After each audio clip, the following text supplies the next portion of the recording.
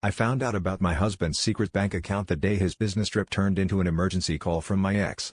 I picked up, expecting his usual threats or some fresh demand for cash to keep him out of our lives, but instead, his voice was weirdly soft.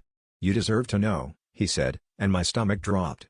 He sent me screenshots, transfers, payments, all from my husband, all marked consulting. My ex had been blackmailing me for months, and the only reason he'd stopped was because my husband was literally paying him to stay away. I stormed into the house, shaking, demanding answers.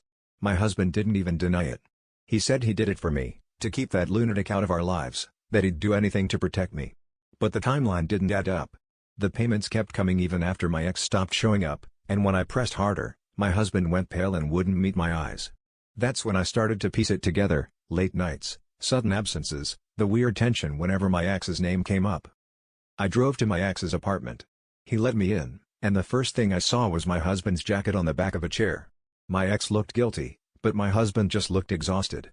"It's not what you think," he started. But it was exactly what I thought, except worse. They weren't fighting anymore, they were together. The money wasn't bribes, not anymore. It was gifts, dates, getaways. My husband, the man who swore he hated my ex more than anything, had fallen in love with him. I stood there, numb. The two people who'd defined all my bad choices, now wrapped up in each other, like I was just collateral damage in their twisted story.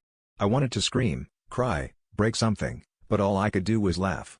I'd spent years trying to keep them apart, never realizing they'd end up choosing each other over me.